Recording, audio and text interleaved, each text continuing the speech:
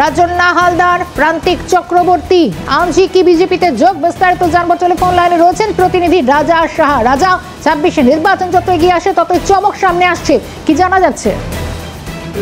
দেখো, তোমায় বলি যে গত ২০২৪-এর সেপ্টেম্বর মাসে দল বিরোধী কাজের জন্য তৃণমূল ছাত্র পরিষদের তরফ থেকে তাকে সাসপেন্ড করা হয়। এই দুই নেতৃত্ব, রাজন্না হালদার এবং প্রান্তিক, এই দুই নেতৃত্ব যেটা মনে করা হচ্ছে তারা আজকে বিজেপিতে যোগদান করতে পারেন বলে জানা যাচ্ছে।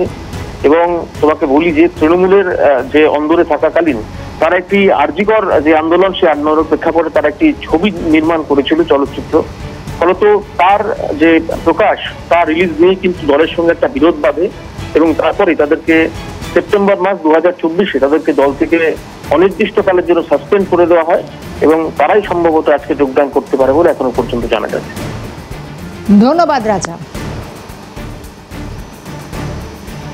২০২৪-এর সেপ্টেম্বরে অন্তত দল বিরোধী কাজের অভিযোগ আনা হয়, তারপর তাদেরকে সাসপেন্ড করা হয়। তৃণমূলী ছাত্র দুই নেতা প্রান্তিক চক্রবর্তী এবং রাজন্না হালদার ২৬শে নির্বাচনে গিয়ে আসছে, তার আগেই বিজেপিতে যোগ সাসপেন্ডেড দুই তৃণমূল ছাত্র নেতার, এমনটাই বিভিন্ন মহল অন্তত মনে করছে। দল বিরোধী কাজের অভিযোগ আনা হয়েছিল, সাসপেন্ড তৃণমূলের। ২৬শে নির্বাচনের আগে তাহলে কি ফের রাজনীতিতে আরো অনেক বেশি অ্যাক্টিভ হওয়ার মরিয়া চেষ্টা চালাচ্ছেন রাজন্না?